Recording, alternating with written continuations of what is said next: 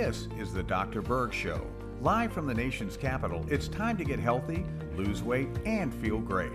Call now to speak with Dr. Berg at 866-561-4292.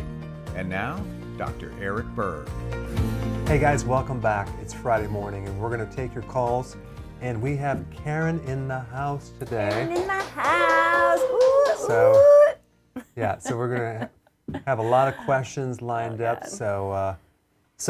And anything that I say is not meant to diagnose you or replace medical advice. It's just meant for you to do more research with you and your doctor and then come up with your own conclusions. Okay, good. That being said, Anything you say can and will be used against you. yes, that's right. In the home, in the kitchen. That's right. Okay. All right, so hey, Derek, he's a regular caller from Queens. You had a question, Derek. How you doing? Hey, Dr. Berg, how you doing? Good. Hey, I'm also a year-round member of your keto and IF group, and it's just an amazing platform. It really is. Awesome. Great. Which leads me to my concern today. I have really terrible GERD that has kind of thrown me off the keto and IF, and it actually started from the IF. I've been battling this since basically last August. Mm-hmm. Every time I go through long periods of fasting, it's like my stomach acid starts bubbling up, and then this crazy acid reflux starts nonstop. And it's now been like almost 30 days now this is going on.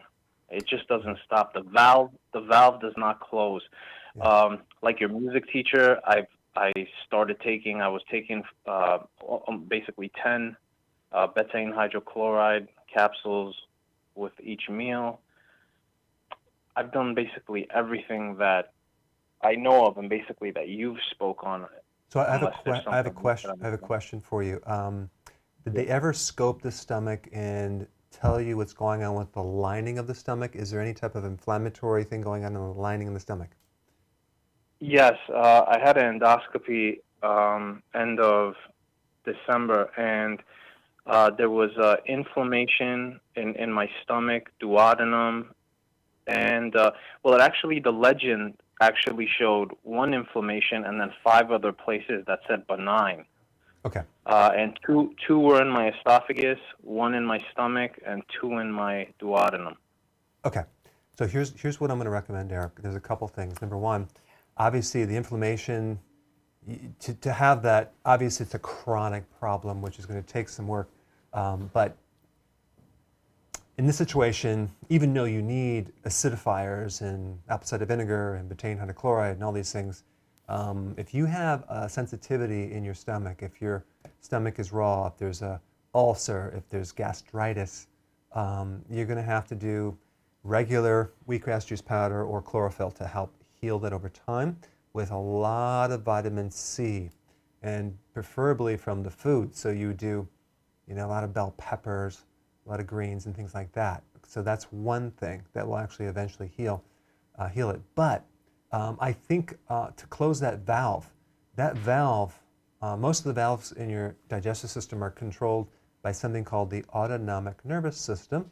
And to actually help that, you may need something called benfotiamine in higher amounts. That's a type of B vitamin that's in a fat soluble. And take higher amounts of that because that's really good to support the neurology from damage from insulin resistance and things like that. So it'll help the nerves. It helps something called the diabetic neuropathies and problems with the autonomic nervous system. So I think that's going to be your best bet, that benfotiamine in higher amounts. And then the other thing is to start kind of focusing on more probiotics and stuff to start working on the smaller intestine, okay? And then we're just going to have to give it some time. In a pinch, even though I don't like to do a lot of this, do a little bit of maybe some baking soda if you really need to do something, but I don't like that option. But as a way to get some relief temporarily, just do small amounts here and there. All right? Thanks, Derek. All right, we're going to go to Ruth from Texas. You had a question. Go ahead, Ruth.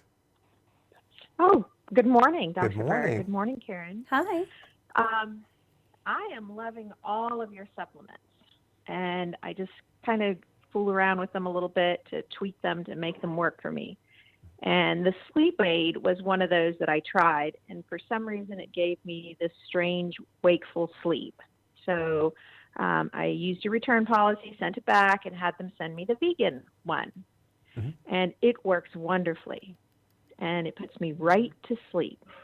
The problem is at 3 o'clock in the morning, it's like someone tapped me on the shoulder and I'm awake. Mm-hmm. And it's a wide awake deal that if I try and roll over and go to sleep, sometimes I can, but otherwise I have to get up and read or watch TV for about an hour, and then I can go back to sleep. Now, you had a video on this, and I have searched high and low for it, but I can't find it. I think you said it had something to do with the adrenals and cortisol, but I can't remember. Yeah, well, let me just talk about that. By the way, did you have this tool? Oh, yes, and Okay, I use good. that before I go to bed at night. Okay, good. Yes, I do. Good. So let's just talk about this for a second, Ruth.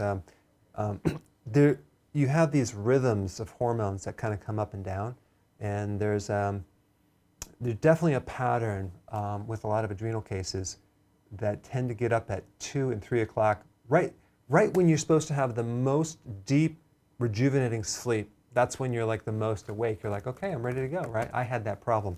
So that's an indication of adrenal, totally adrenal. As you're doing this tool, a massage tool on your body before you go to bed, I would spend a lot of work on the adrenal points on the left and right of your abdomen and really work those out hardcore, and also the back points, which is called the sympathetics. So that's the flight or fight. That'll just really help you a lot. But it is an adrenal issue. The other thing that you can do for the adrenal as well is take a little bit of calcium before bed. I recommend calcium orotate. Calcium orotate. If you can find a calcium magnesium orotate, that would be the ideal scene, but you may need a little bit of calcium right before bed, and boom, that should give you some relief, because calcium does support it's called the sympathetics in the nervous system. So I think that's really all you need to do right now, and that should kind of put the icing on the cake. I'm sorry, that should just like solve that little problem, because even though you're doing better, it might kind of you need a little bit of assistance. Okay? Ruth, thanks for your call. I appreciate that. All right, Karen. Hey. Hi. Hi. I'm not going to lie. I'm having a little trouble with Facebook because there's some Adobe Flash player that's not downloading on my mobile device, and there's some change there. So if the guys can't come out and fix this, I have YouTube only. That's my waiver. That's my disclaimer. But first, because it's important, I want to say hello to people from Mexico, Kenya, England, Tampa, Florida, Tennessee, Nashville, is still Tennessee, Taiwan, all over the place, you guys. Good morning. Okay, good. So I had an interesting question here. Somebody's asking, can you use the trace minerals liquid to put into distilled water? And would that make up the difference, or what? Yeah, you absolutely could put that in the water. I think the challenge with distilled water is it has no minerals, so it creates a vacuum and it starts to pull. It can pull heavy metals and minerals from your own system.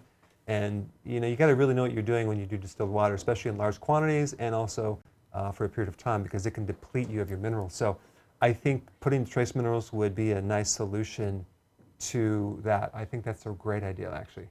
Okay, good. Yeah. Okay, good. So I'm up and running with both apps now. Okay. So let me go over here. If you can, Scotland. Awesome. Yeah. I want to go to Scotland. Okay. Okay, good.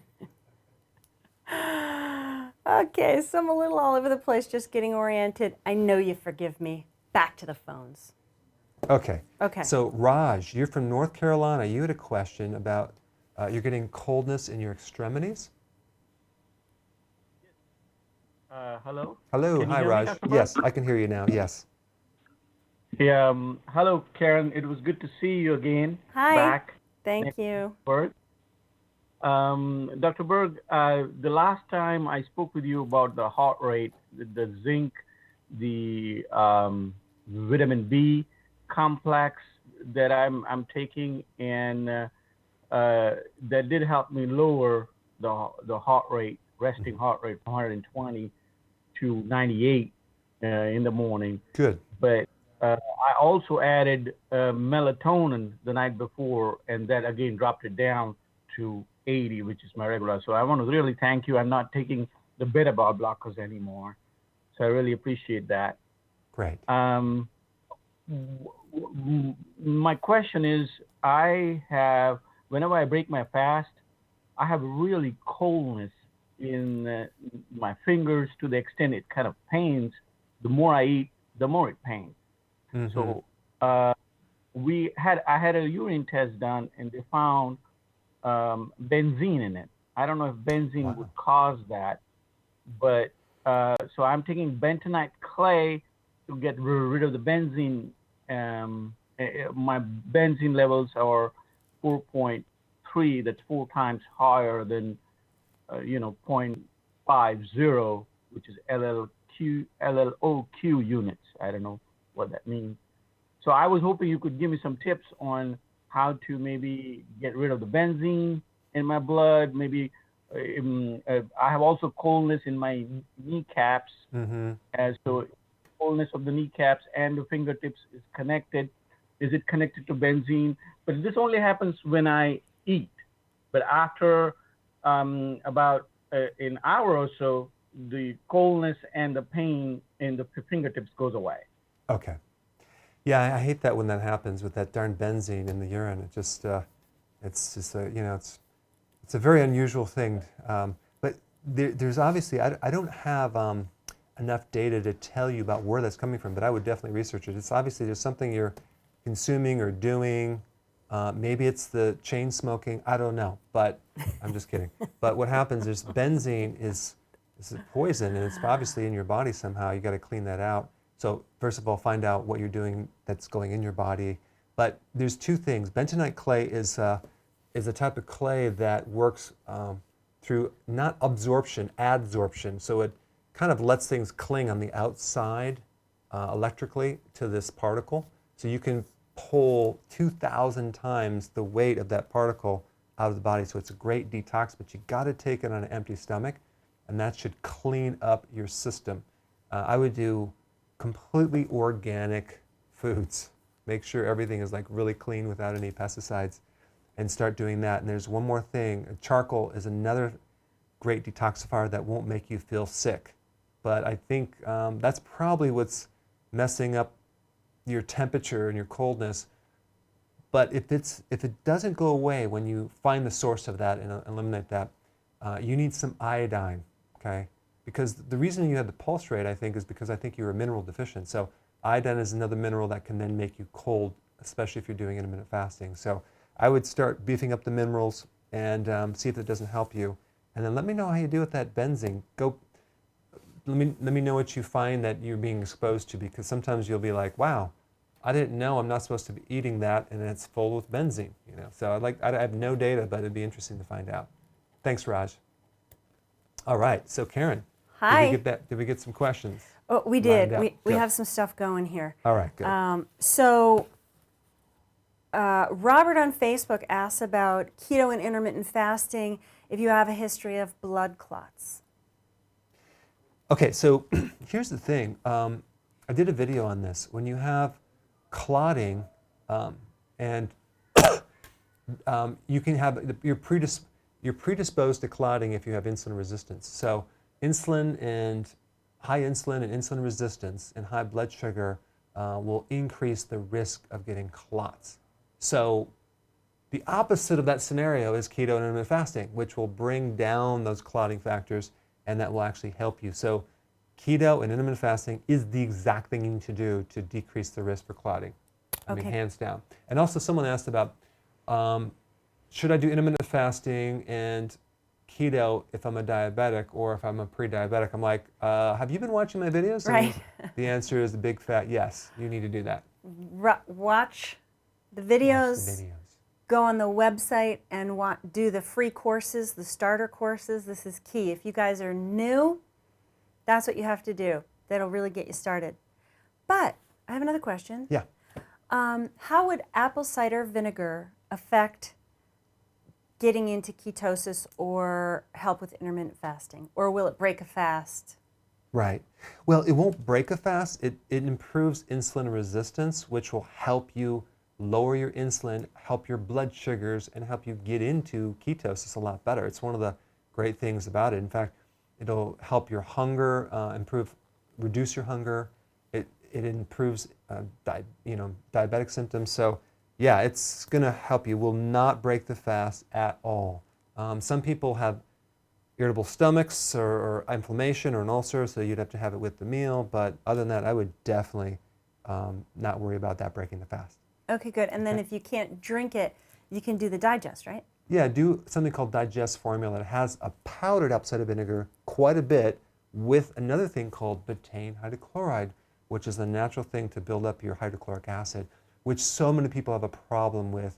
They don't have enough stomach acid, and so they can't absorb the minerals, they can't break down proteins, they can't kill the microbes going in, so they get all sorts of digestive issues. That sounds awful. Do you like that answer? Okay. I have another question. Yeah. Okay, good. What's your thought on diatomaceous earth? And you'll have to explain what that is to some people, but does it have any effect on ketosis or intermittent fasting? It's great to kill ants and bugs and all sorts of things. And it's friendly on your body. It won't affect your body. And it has various properties, related to countering toxins and also improving your immune system and killing off microbes in your body. I think it's a great thing. I just haven't done enough research to see if it creates a really big effect. Other people swear by it. I did try it. Yeah, Didn't notice any change. That doesn't mean it's not bad. We tried it and we give it to Charlie. Yeah. I give it to Charlie almost every day. That's right. That's our son, Charlie. That's our dog. No. You guys, no, we need to bring Charlie here. Charlie has become a vegan. Charlie loves vegetables. He likes vegetables. If I start cutting some bell peppers, he's like sitting right there, like waiting, like, give me that bell pepper. More than and what about that bag of carrots the other day, right? He's tall. So we have a guy fixing he's fixing our house, and he has brought his It wasn't lunch. even our carrots. No, it was his carrots. He grabbed the bag, and I think I sent a video on Instagram. He started growling. He wouldn't let us get those carrots. Into his crate. He ate that whole bag. So you know what? I think we're going to switch him to a vegan diet. No, we're not. But okay, we digress. Hey guys, so listen, I got a really cool download. This is called the Keto Adaptation Remedy Card. You can download it. There's a link down below. And what this is all about, you cut out this thing and you keep it in your wallet. And so that way, if you happen to be on keto and have muscle cramps, you know what to do. Okay, it's a great thing. All the different symptoms that can happen. You know what to do. Yeah, and bloating. If you get this rash, hey, you got the remedy right here. Great for rashes. Good. Okay? Good. All right, so now we're going to go to Bob. He's been waiting for 53 minutes. Okay, Bob, you're from Spokane, Washington. Go ahead. Yeah, Dr. Berg, greeting from the West Coast. Yeah. Awesome. Hey, I just wanted to say thanks so much for this program. I started it the day after Valentine's Day, and the changes in my health they're so astounding. It really is unbelievable. Virtually every health marker has improved dramatically. Wow. From weight, lower blood pressure. I have stopped taking daily medication for my asthma for the first time in 51 years. Wow. That's amazing. Bob, well done. Good job. Amazing. I'll give you another quick deal. I actually went in and had my annual physical 3 weeks into this program, and I've always had kind of elevated triglycerides. And last year when I had my physical, it was at 185, and after 3 weeks on this program, my blood came back with a 43. Oh my gosh, more bells. Wow. Ding, ding, ding, ding. That's awesome. So I'm a research and development guy, and I really appreciate how much thought you've put into this, and I can tell how much of your life's work has been dumped into this program. and how thorough your research is and your videos. And the things I really appreciate about the program itself is it's just so simple. It's something, I'm a busy person, and I can do this in 1 hour once a week and about 15 minutes a day, and I can pretty much prep all of this stuff, and it's just really outstanding. So I just wanted to call and say thank you very much. Oh. All right? Awesome. Oh, you're welcome. Awesome. Thanks, Bob. Yep, take care. Okay, have a good one. Yeah, I used to live in Washington, Linwood, Washington, practice there. Only thing, I love the green. It just rained a little too much, so I had to dry out, and I moved to California for a while. Thank goodness. Yeah, that's where I met her. The wife. The wife. You know, the triglycerides are blood fats,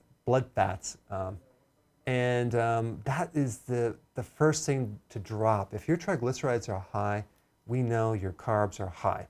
You get on the keto intermittent fasting, and that thing comes right down to normal. And it's a really good indication of what's going on with your sugars. Our bodies just weren't designed to, consume that much sugar. It's not coming from eating fat; it's the sugar. Okay, so now we're going to go to Hosan Bina from New York City. Go ahead. You had a question. Good morning, Dr. Berg. Good morning. Welcome back, Karen. Thank you. I have a question about I recently did my annual test, and my vitamin D3 came back as 22 ng/ml. My vitamin B12 is 383 pg/ml. Okay.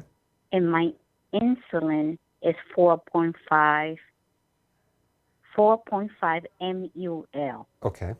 Do I need to, is that within the normal range, or do you suggest that I purchase any of your products? Well, here's a question. Did they do a post-meal insulin test or just a fasting insulin test?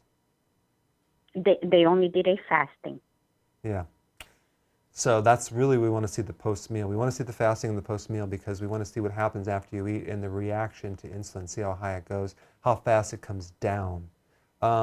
Here's a couple things. Before you go the supplement route, I recommend you get the basics in.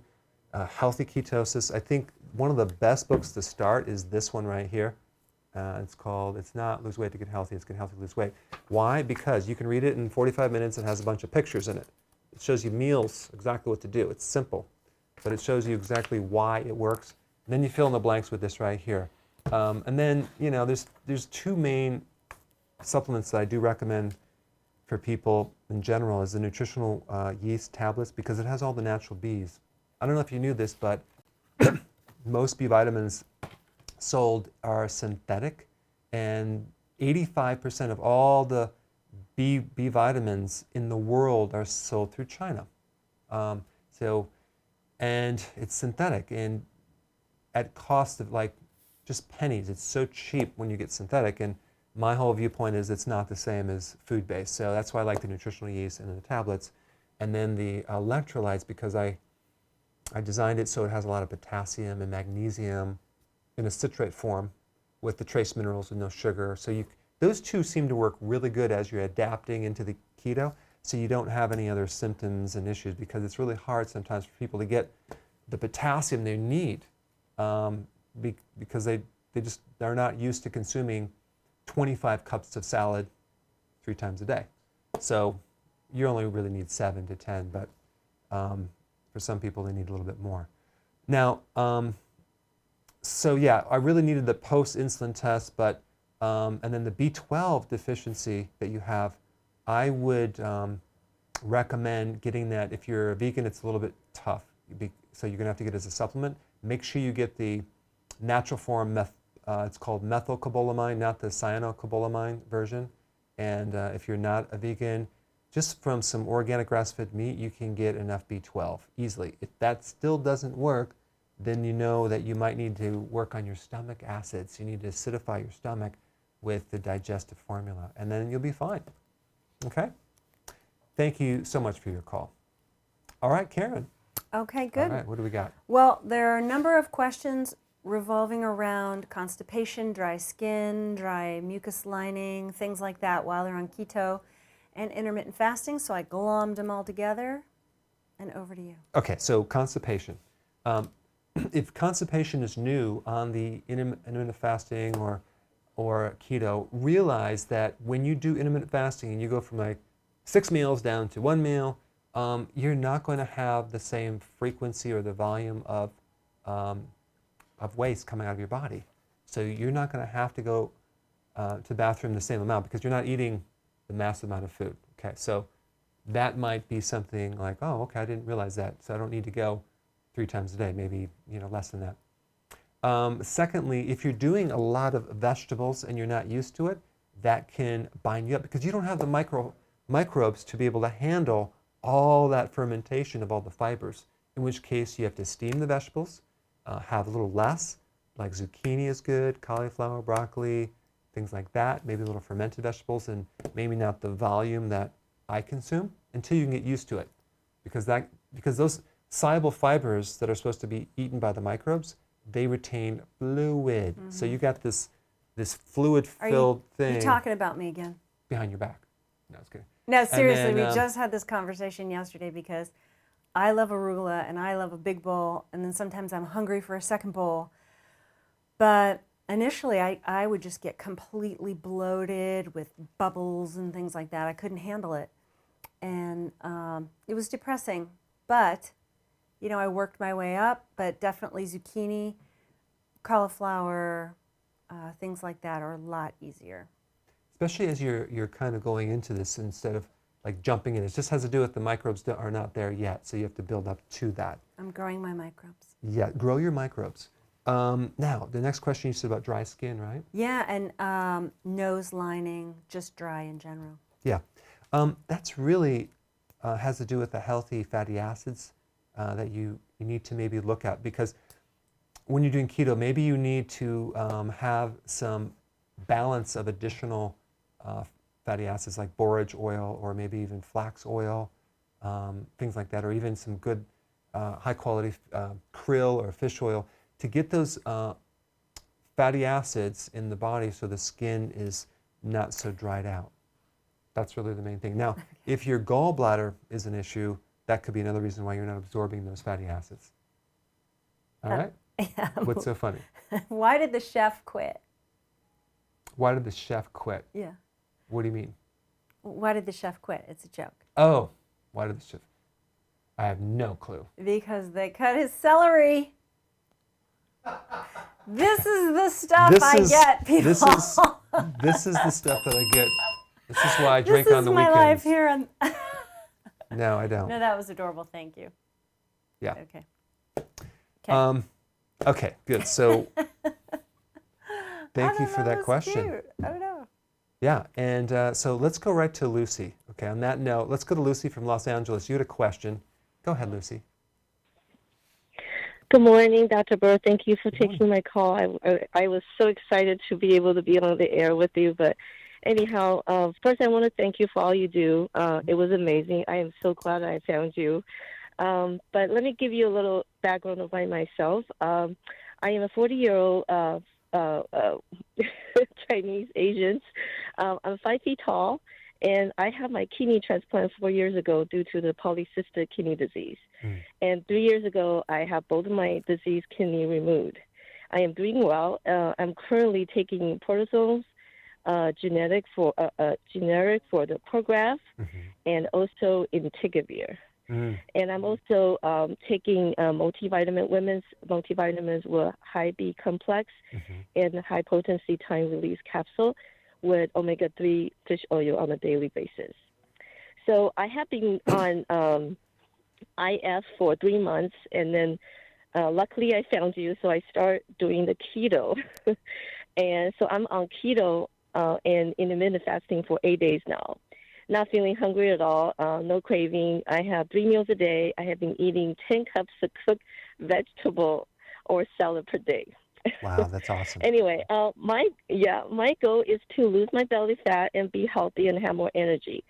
I am an adrenal body type. I took your test and I bought your book, and I have been watching and following your informative video for some time now. Mm-hmm. I have two questions for you. First question is, as a kidney transplant patient, is keto and intermittent fasting safe for me to continue as a lifestyle, even after I reach my goal? That was my first question. Okay. My second question is, I do lab work often on a regular basis, order from my doctor, and I started keto and intermittent fasting, and my doctor told me my urine is very acidic from my keto diet, or hence the ketones. That would cause kind of false positive on the urine protein and blood from the dipstick. Is that something I need to worry about? Do you remember the pH? Do you remember the pH of your urine? You know what? I don't. Was it below 5? I don't have it with me. Was it below 5? I'm not sure. Okay. I probably have to double check on that. Okay. Yeah. All right. So, and I tried to purchase your Adrenal kit, and they told me I cannot take any of those supplements except sleep aid. Why? Sleep aid. So, is there anything? Who told you that? I don't. My kidney doctor. Oh, okay, got it. So So, is there anything you can recommend, or because I understand the importance of the cortisol in the adrenal gland, and I also understand the gallbladder issue because I watched your video. Is there anything that you can recommend for me to work a way around it? I mean, I purchased your the wheatgrass juice powder. It was fabulous, and so those are my questions. Okay, got it. All right, so let's just take it from the top. Sure. So, you had the kidney, you're in a transplant, you're on an anti-rejection drug, which is cortisone, prednisone, or a version of cortisol. Now, so what you have to do is you have to really just work on damage control, because you're going to have to take that because your body tends to attack and try to get rid of that. Here's what you need to do. It's called colostrum. You need to start taking colostrum, a very small amount, before you go to bed over a long period of time. That tends to really keep your immune system really high, and it kind of repairs some of the damage from the prednisone, which really kind of messes everything up. The only really supplement that you shouldn't take that I have is the advanced or the adrenal fatigue formula. That's the only one you can't take. I mean, the other ones are fine. They're not going to be a problem. They're not going to interfere with your cortisol. But I think the sea kelp would be important, the wheatgrass juice would be important, and probably even the cruciferous food, because that will actually start cleaning the liver and the kidney.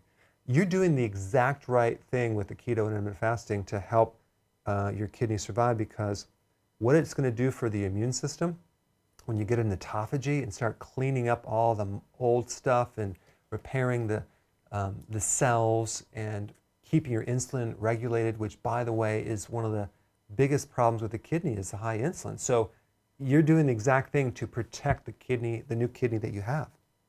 So I think you're right on track with that. And you did mention you're taking a high potency something. Just make sure you don't take synthetic vitamins. So a lot of the high potency has synthetic vitamins. But as far as the acidic urine goes, why don't you get some bottled high quality water from a spring that has a high pH to kind of counter that, and maybe take some of the electrolyte mix that I have, which is very alkaline, to kind of chill it out, because when you go through intermittent fasting, your pH will become slightly more acidic, and it may be a problem, may not, but if it's 5, that's still fine, because that's within the normal range. But if it drops down to 4, well, that's a problem. So you might need to alkalize your body with more vegetables or more alkaline minerals. Okay? But really good questions. Thanks, Lucy. All right, Karen. My turn. Yeah, your turn. Okay, good. So Cindy on Facebook is asking about leg cramps. She's doing keto and she got leg cramps. I think you know something about leg cramps. Oh, I wonder if I have a sheet on that. I wonder if there's a cheat sheet on there. Is there a cheat sheet? Yes, there is. It's called the Keto Adaptation Remedy Card. You can download it. There's a link down below. There you go, Cindy. Yeah, and you need potassium, and in some cases, even some calcium How would she know the difference? What I she would needs? the most common was the potassium one, Okay. because when you do intermittent fasting and ketosis, like your body sucks a lot of that potassium. So that's like the first one that I would try, and that should handle it. But if it doesn't, you got to back up. And Boom. to get potassium, that's leafy greens, but also That is- electrolyte formula is loaded. Yeah, 1,000 milligrams I drink that stuff every day. per serving size. Serving.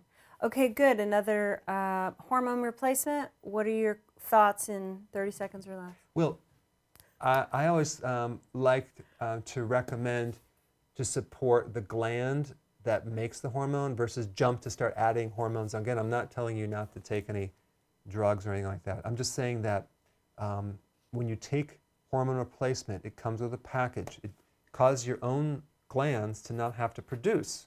So the question is, why do you need hormone replacement in the first place? What hormone are you trying to replace? Which one is down? If it's growth hormone, well, here's what you do. That's anti-aging. You can do intermittent fasting. That'll spike it like crazy. Doing exercise, especially sprinting, and going on a low-carb diet. That'll just like bring the hormones back up. If you're low in testosterone, just lower your insulin, and that'll come right back up. So, again, I'm not crazy about jumping right into it, but I have a lot of videos on what you should do with, your hormones depending on what you're trying to increase. So just search out the video. Is it estrogen? Is it this? If you want to increase more estrogen, boron is the mineral that you need to take. Oh, so, no. The Okay. boron story? No, we're not going to talk about the borons. Maybe later, people. Yeah. We have a really good boron story Okay. in the future. So watch every week, maybe. You'll hear it from me. And by the why, By the why. by the by, By the why. after this show, I'm going to do another Q&A live with everyone on the membership side, and also the keto coach program I just released, all those guys too. I have a whole course which is awesome. If you want to be a keto coach, an intermittent fasting coach, boom, you need to do that course. It's incredible. And then after that, we're going to do a live with all the Facebook lab people. The lab. Lab people. So just stay lab. tuned for that. The lab rats. That's coming right up. Okay. I'll pretend that you didn't say that. I think they would have. They would appreciate me calling a lab rat Well, an experiment. It's a human no, experiment. not an experiment. Okay. All right. Anyway, move along from that one. But I wanted to bring something up. It's not a question, but I think people are trying to solve this with the concept of plateauing when they're on keto and intermittent fasting, because I myself had this happen. And I came to a realization, and also with the creation of this new app, macros app that's being created. Which is not out yet. It's coming out soon. Which is coming, but my point is there's been a lot of realizations on how much fat is enough fat or too much fat on keto, because I myself had the misconception and misunderstanding about that. I thought it was, high fat, then a little bit of protein and really super low carbs or no carbs. So I felt quite free in fat consumption. And I had a realization, Dr. Berg. Oh, you did? I did. What was that? That I was just eating too much fat. Wow. And, the teaspoons of nut butter or the extra keto bombs and things like that were actually preventing me from losing the weight that I wanted to lose. So I cut that out, another 7 pounds gone. Right? So, and this is after, I was working out and I was building muscle and I was shrinking in size, which was great, but it was handling that fat intake. Yeah, and there's a couple points about that I want to chime in. Number one, you might be in ketosis, but the ketones that you're burning are the dietary fat, not your own fat reserve. Okay, right. That's number one. Number two, when we say ketosis is a high-fat diet because it's 75% of the total calories, you really got to understand that 1 gram of fat has more than double the calories of carbs and protein. So that 70 is really kind of like misleading. And especially if your metabolism is that slower. 70 what? 70% of the total calories in that pie chart that is in this book, Karen, that Oops. I need to get you to read that one of these days here. No, I know. I was saying that for the benefit of the viewers. Oh, okay. Certainly I knew. Yeah, this thing right here. See this, Karen? Right there. Can you see that? You're in another room as far as anyone else is concerned. Oh, okay. So you see that big blue thing right here? In my mind's eye, I see it. Here, just look. Okay, good. Good. God, Okay, 70%. the illusion is gone. So that that seems like, oh my gosh, it's a high fat. Well, really, you can eat up that fat fat limit really fast. Now, if you're 18 years old, or you have fast metabolism, or you're not trying to lose weight, you know what? You can go up with the fat. You can go up with the fat. We're going to release an app. It's going to help a lot of people, but it's a little hard. It's a little bit difficult to put people into this one bucket because you have intermittent fasting. You got 1 meal, 2 meal, 3 meals.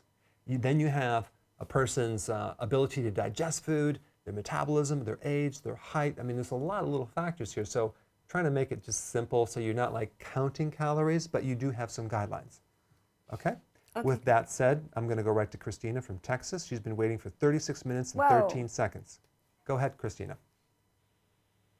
Thank you for taking my call, doctor. Sure. I'm 49. I have Ehlers-Danlos syndrome type 1. What syndrome? Ehlers-Danlos syndrome. It's classic type 1, the connective tissue disorder. Okay. Collagen, defective collagen. Okay. I also have mast cell activation disorder, and I have a mild form of congenital adrenal hyperplasia 11 beta hydroxylase deficiency, and I was diagnosed with that after two of my children went through precocious puberty. And I myself, I don't require treatment. I think my the 11 deoxycortisol was maybe like 90 or something. It wasn't really super elevated, but I do have an adrenal issue, and I've had really severe inflammation for the past few years, and I kind of attribute it to all of those disorders. And about 4 weeks ago, I came across one of your videos, and I realized that I was insulin resistant. I immediately started the keto and intermittent fasting. I've lost 33 pounds. Wow. The inflammation Great. is practically gone. I feel amazing, but 2 weeks ago, I went to the neurologist because I do have a small brain aneurysm. It was 3 millimeter. And now it is 4 by 2 millimeter and bilobed. And I think it probably grew because of the inflammation. It was so severe, and they were giving me, prednisone and stuff like that. I'm just wondering if there's anything I can do to maybe stabilize it, or to, I don't know if it's possible to even reverse those things. Good question. Question I have for you: did your inflammation go down when you started this? Yeah, it virtually went away. It was crazy. Okay, that's awesome. Okay, so here's a couple of things. An aneurysm is the weakness within the wall of the vessel, the blood vessel. Okay, so we have this bulging of it's a connective tissue. You have a connective tissue disorder. There's things that you can do to at least improve it. And one thing is a lot of these, the lining on the walls are disrupted and destroyed, yes, genetically, but also from insulin resistance. So there's a couple things that protect the arteries against the damage from high sugar and high insulin. And that would vitamin B1 and vitamin C. So if you can go up with your vitamin C foods, a lot of leafy greens, about peppers, different peppers. So keep your vitamin C really, really high, because vitamin C is essential for collagen stability. And also take the nutritional yeast in higher amounts.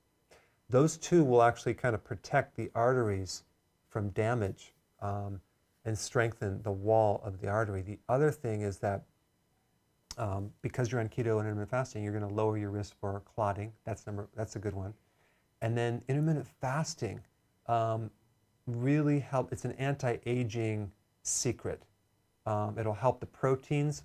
It'll help strengthen your proteins. It'll make your arteries more elastic.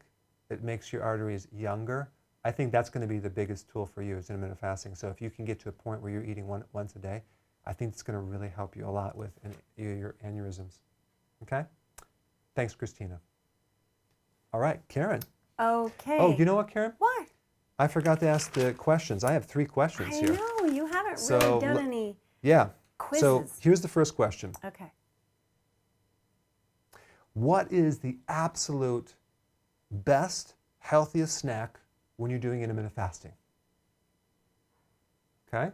So go ahead and answer the question here. Okay. Go ahead and answer this right now, and we're gonna look at that after Karen asks me another question. I have another question. Yeah, so go this ahead. one very patient gal, I'm assuming here, is asking this question about keto and intermittent fasting if you're trying to get pregnant or if you're already pregnant. And people, guess what?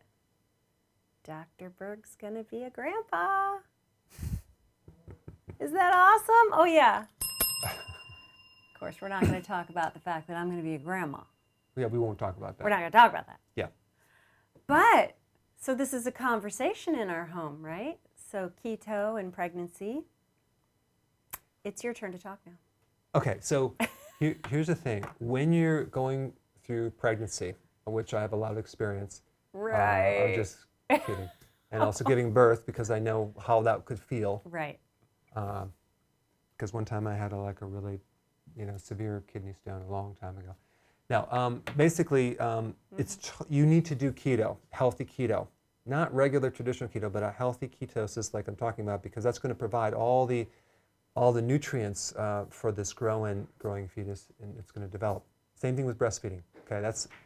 But when you're doing intermittent fasting, I wouldn't start doing a lot of intermittent fasting when you're either pregnant or breastfeeding, just because there's too many things that are going on.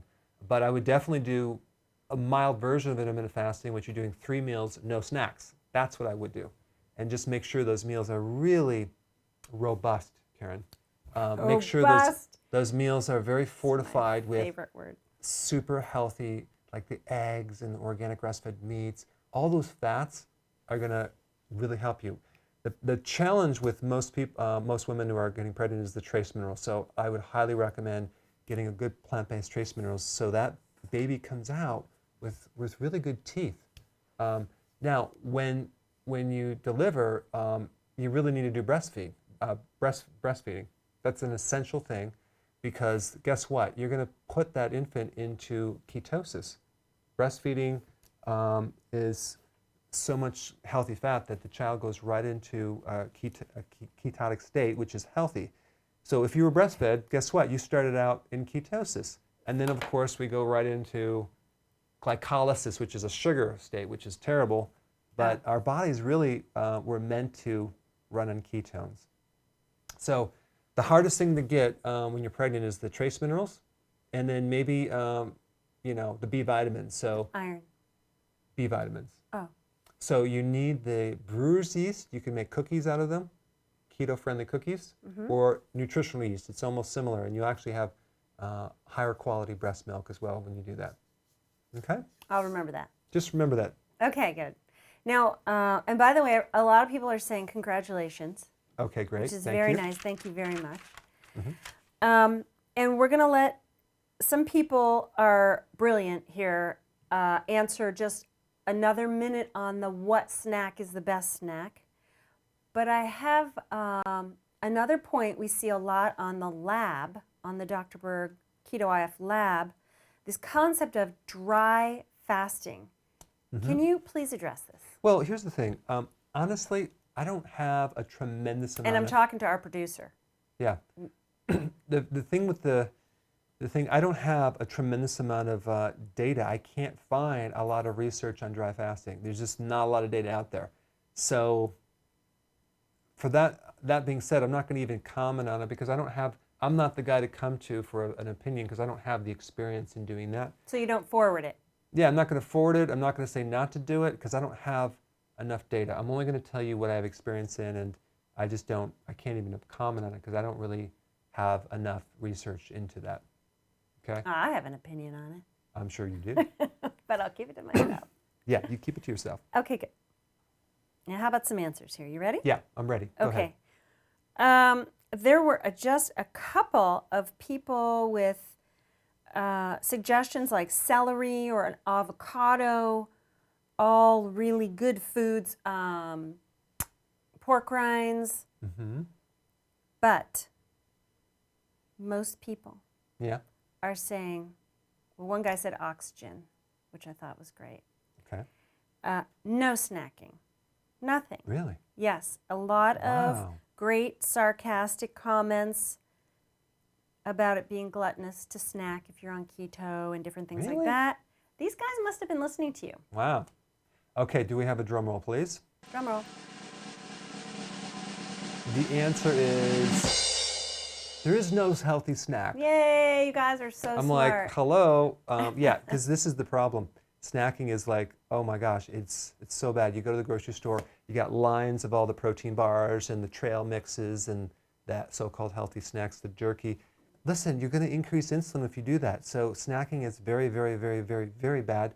In fact, if you want to stay fat, just keep snacking, even if it's healthy food. The thing that I omitted from my diet, which is basically all I did, I took out the apples and peanut butter and the nuts at night, and I went from 211 down to 210. Now, 211 down to 185, and really rapidly. That was, I didn't change anything else. So the snacking is the killer, but our whole society is based on this snacking. I mean, like it's constantly eating to prevent hunger so you don't overeat, eating to stimulate your metabolism.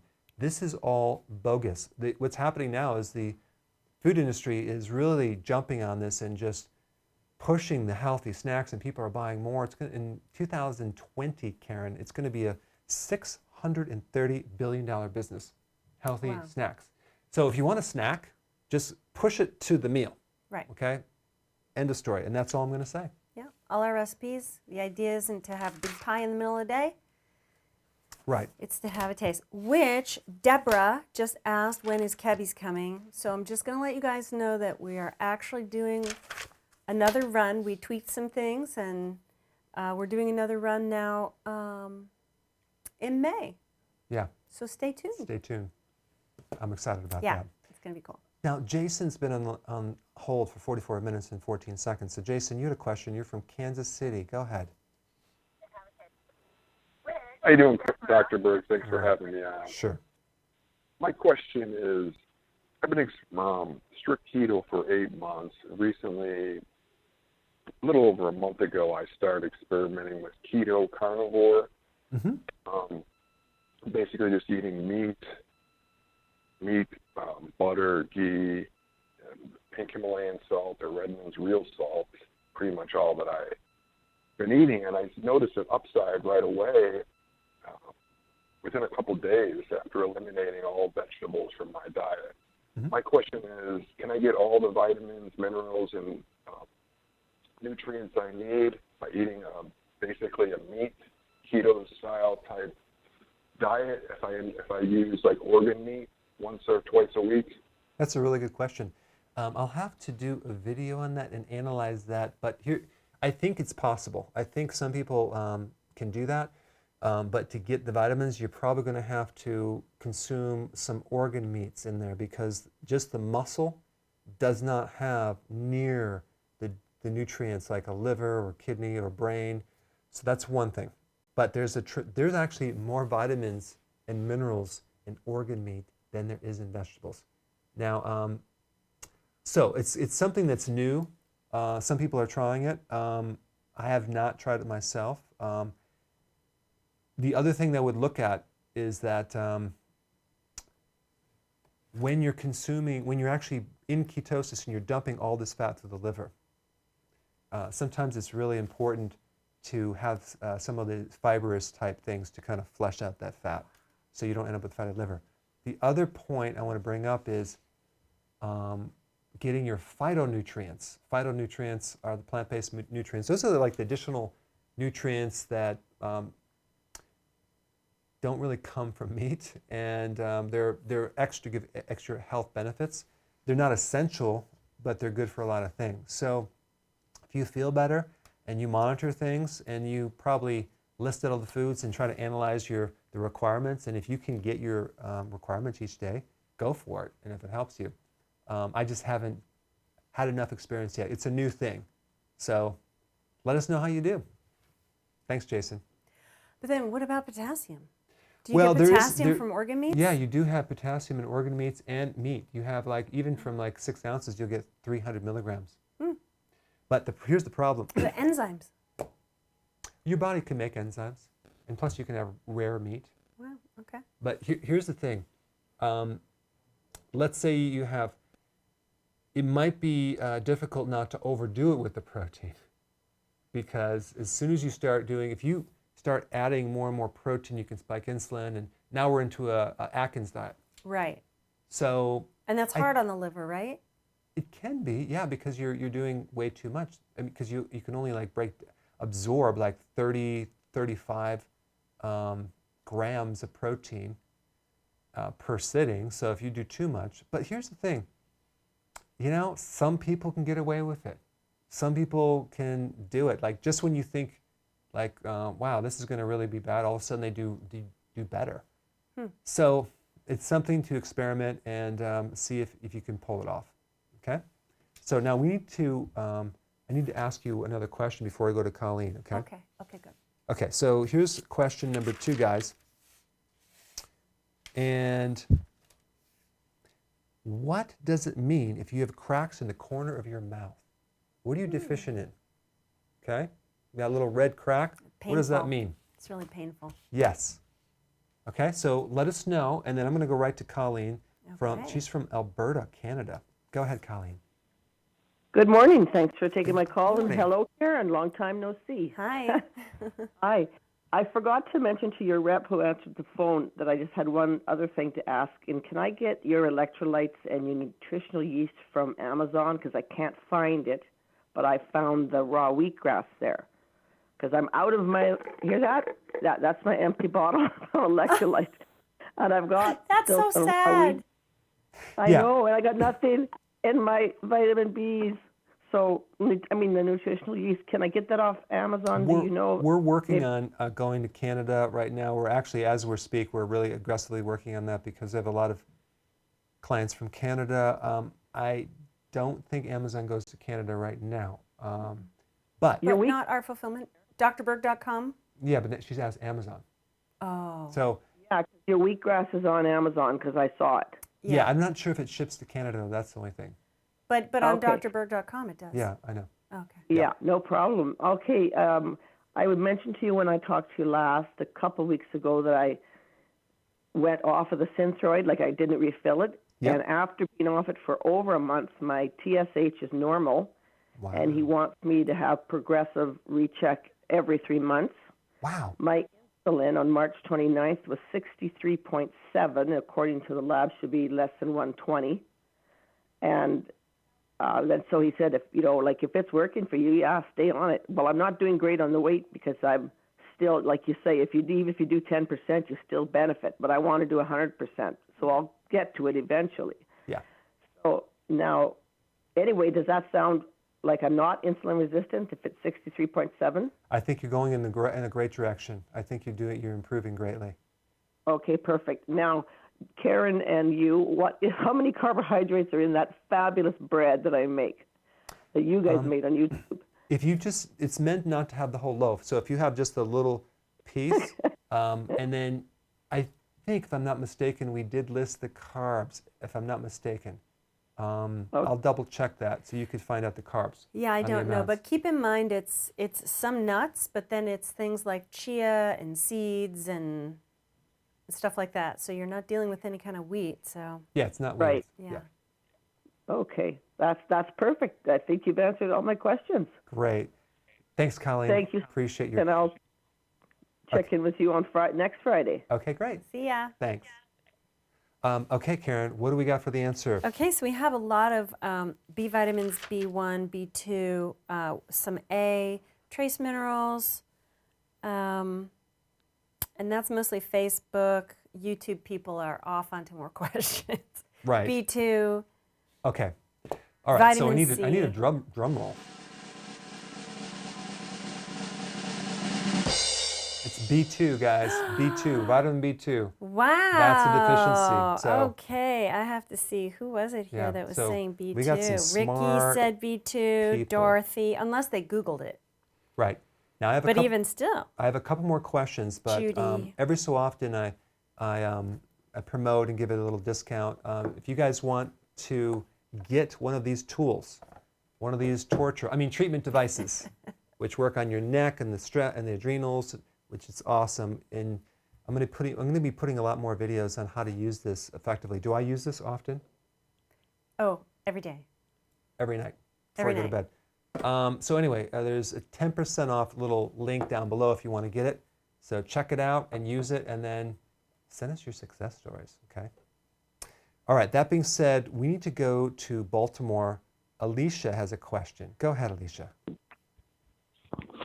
Yes, how you doing? Great. I am pre-diabetic, and I am also 346 pounds right now. I've lost 30 pounds so far. Good. My doctor put me on metformin, 2 in the morning and 2 at night, which is 500 milligrams per pill. Mm-hmm. So that's 2,000 milligrams. Now, my weight loss doctor had me on phentermine and chromium, and I do the B12 shot. He also put me on L-carnitine and aloe pills. Right. Everything is working. My A1C was 6.2, and now it's 5.9. So everything is working, and it's coming down. My weight is coming down. But I really, really desire to do the intermittent fasting, and I'm kind of confused in how to do it because I don't have an appetite like that, but I have to eat with every pill. Okay, I got it. And I got it. Okay, so let me give you a tip, okay? Yes. As you do this, okay, so it's going to decrease the insulin in your body. It's going to improve insulin resistance. The prediabetes is going to really help you. The need for metformin is going to go way down. So it's kind of like get with your doctor, because the goal is to have your doctor have you not take any of this medication down the road, hopefully, right? If that's the viewpoint. So for you to have to, maybe you could just take less of it and then start eating, because here's the problem. That meal that you're taking to take your medication is going to raise insulin and keep the problem there longer. That's what you're dealing with. So you're actually creating the problem as you're eating. If you're not hungry, don't eat. I'm serious. Your weight's going to come down. Your insulin's going to come better if you do insulin resistance. So I would get with your doctor and say, listen, how can I take this just once a day? Once a day. And do that. And I think that's what you're up against, because if you don't, you're stuck between a rock and a hard place. Okay, Alicia? Thank you. Now we're going to go to Ricardo from Los Angeles. He's been waiting for quite a while. Go ahead, Ricardo. You had a question. Hi, hello. First of all, I'd like to thank you for your videos and everything. I followed your recommendations on a good diet, and I've lost quite amount of pounds. Awesome. Thank you so much for your work. You're welcome. My question is, I have a pituitary tumor. I've had it for about 8 years. I've been taking carbergalin for it lately. First they had me on bromocriptin, and now they have me on carbergalin. I wanted to look for a different approach to this, something that'll help me, help me out, something more natural. Right. Don't know. Yeah. Okay, so let me tell you what I would do if I were you. Instead of like trying to treat the tumor with some type of remedy, I would focus on a different thing. I would focus on building up your health of your body and start putting in the basics. Start putting in the keto and intermittent fasting. Do the version that I recommend, because that's going to get your immune system in a state where it needs to be, and your endocrine system in a state so the pituitary, the hypothalamus are all happy, and who knows, it might shrink. So that's what I would highly recommend. As you can hear all these success stories, I mean, people are really having some serious positive effects. Okay? Thank you so much. All right, Karen, we are going to wrap up now. And okay. Thank you guys so much for your wonderful questions. And any last words of wisdom, Karen? No. On that note, have a wonderful weekend, and we will see you next Friday. Oh, I guess I'm coming Slip that back. in there. Yeah. Yeah. Okay, guys. See you later.